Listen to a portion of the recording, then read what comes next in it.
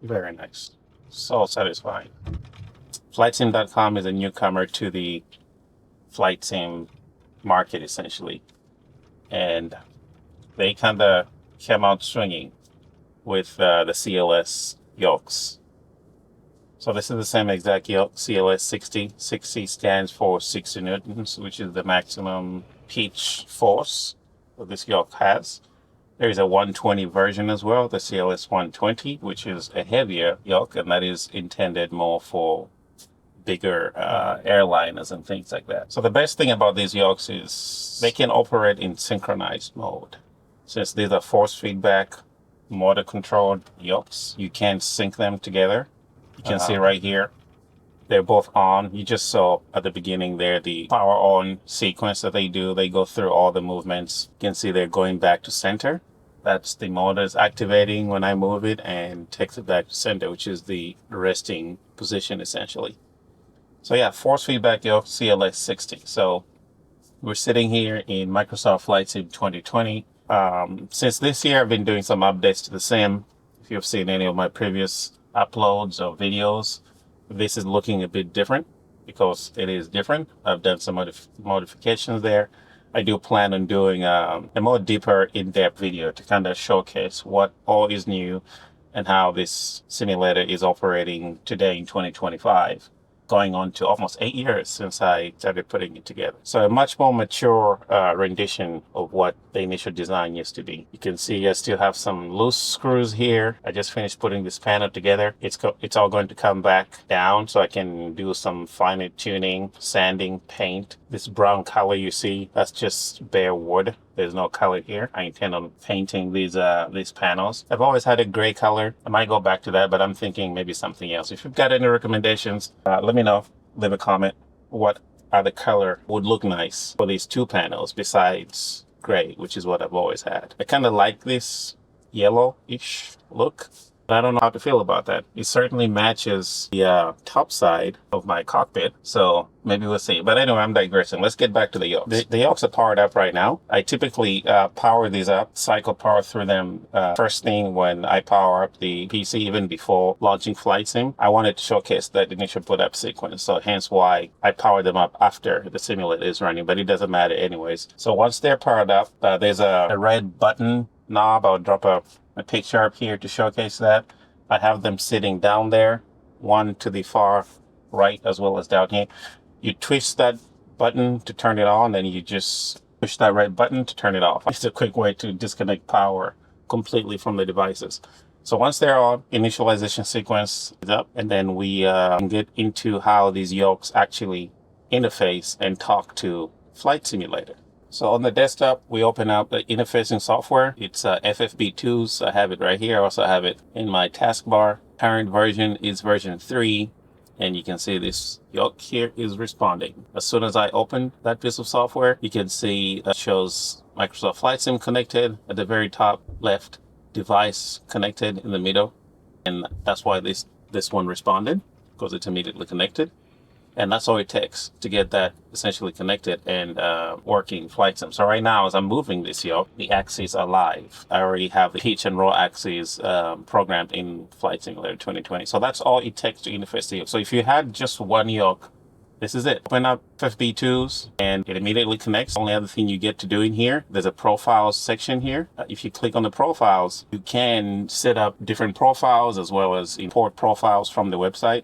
If you go on flightsim.com under the help section where you actually download this software, there is a link there with all the profiles that are created by the community at large and shared, as well as Flight Sim themselves. They create profiles and they share them there. And that list of profiles is actually increasing by the day. So there's a good bit of profile selection there. These are the profiles I have. The profiles are tied to each aircraft and to each livery or paint of that aircraft that you have. Always, in my case, with two yokes, I always come to this tab and make sure I enable yoke synchronization. So let's go ahead and do that for a second and click apply. And you're going to see that yoke came alive. And just like that, they're both moving. That is all there is to it to control two yokes. Works like magic. Absolutely beautiful. By default, this software is operating in single yoke mode, as in assuming you only have one yoke. So this setting is not getting captured in the profiles as a fixed setting where every time you load the profile, it's already there. And also this yoke, secondary yoke, needs to get woken up. And that's because in these two yoke configurations, only the primary yoke is USB connected to my computer.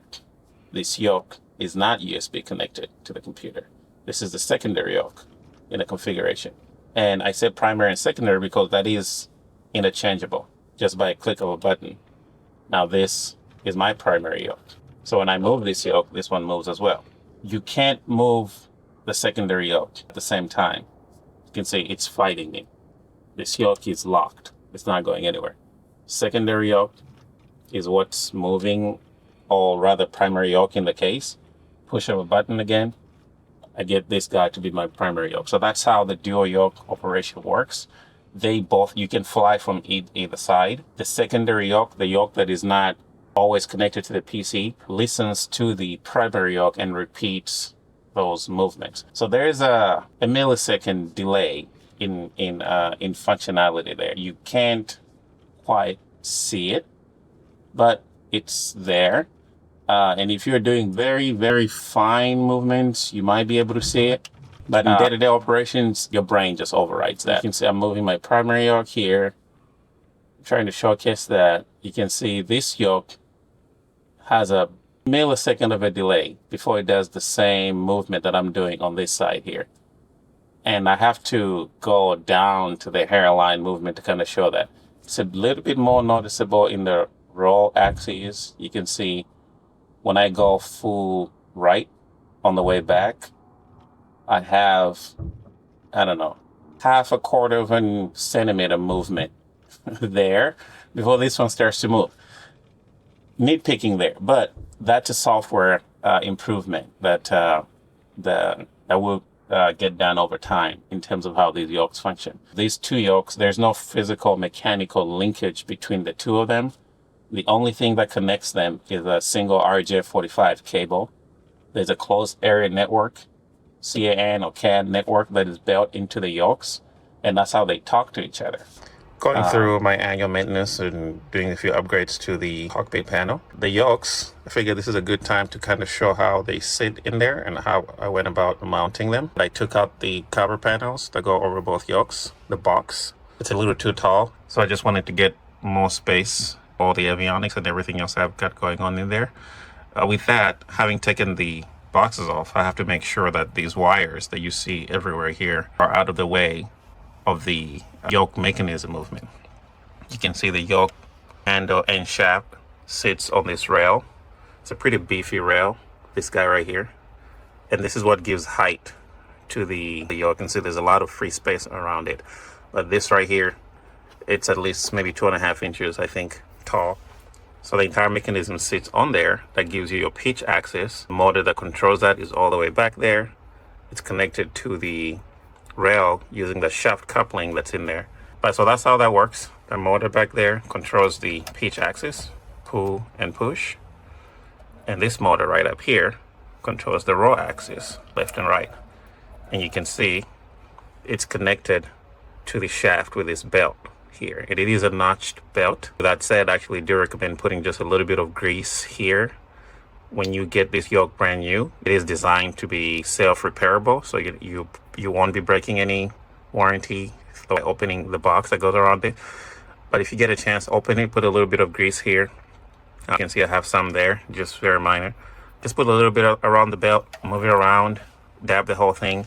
That makes it work much more smoothly in the roll axis, because this is a notched belt and you tend to feel some of those notches when you are using the yoke. So if I can zoom in a little bit, you can see that this has notches everywhere. So just a little bit of grease around there and that roll movement becomes much smoother and you don't feel notchiness at all in the yoke handle when you're using it there. But I drilled a couple holes here, there, 2 in the back. I just have them sitting on the base of my enclosure box here, and did the same for the co-pilot side yoke. So there is no physical mechanical linkage between the 2 yokes.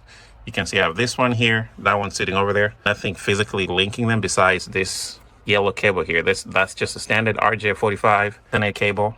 So you've got 2 Ethernet ports on each yoke. Cable, the RJ45 cable goes into either port on the on both yokes, and on your primary yoke, which that tends to be the pilot side yoke, you plug in that little white resistor terminator module on the other port. Again, it doesn't matter which port you use, they're interchangeable. What that does is that little white module just terminates that link and points to which one is by default the primary. And that the yoke that has this little module plugged into the RJ45 is the one that is connected to the PC with a USB cable. So that's the mechanism behind the yokes. Very smooth, very straightforward. No format to this really. I just wanted to kind of discuss these yokes and showcase how just awesome they are. So anyway, AP and trim tab or section here. I personally always come here and click that checkbox to enable yoke synchronization, click apply, secondary yoke comes alive, and now they're both movement. Engine vibration, that's another thing that is give or take. Some people don't like it. I like it personally. When your engine is moving, these yokes tend to dance a little bit. In fact, let me do that just to showcase. It's a little bit hard to showcase, but you can see this yoke dancing a little bit. Let's see if we give it a little bit more power.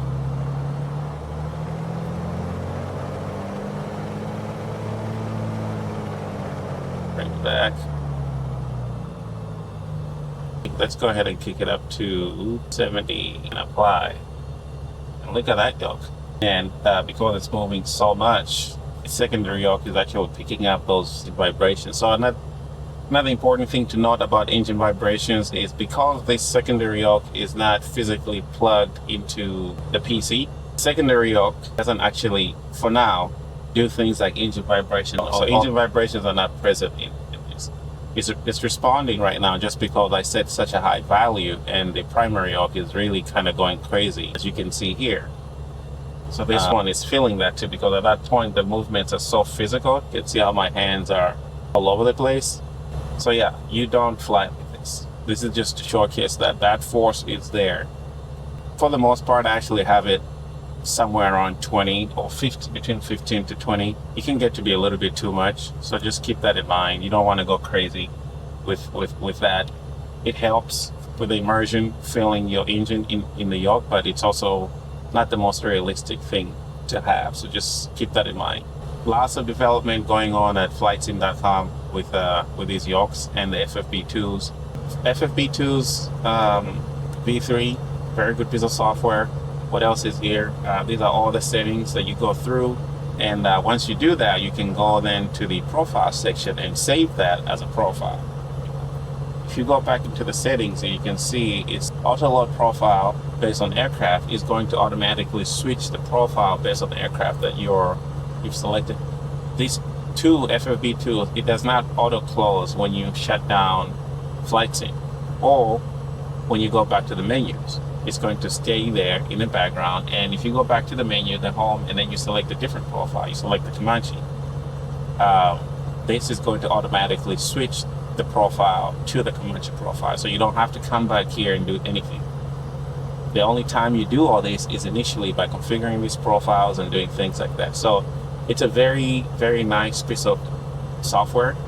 I've always wanted force feedback yokes in my flight sim pit. Namely, I landed on the Bronner MK2 yoke about almost 2 years ago.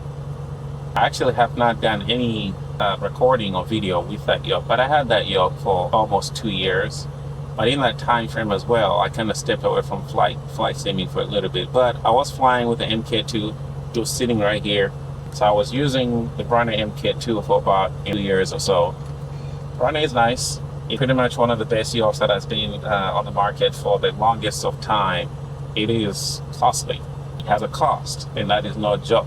You cannot talk about Bronner devices without going to the cost, because for the regular consumer, that becomes just such an issue.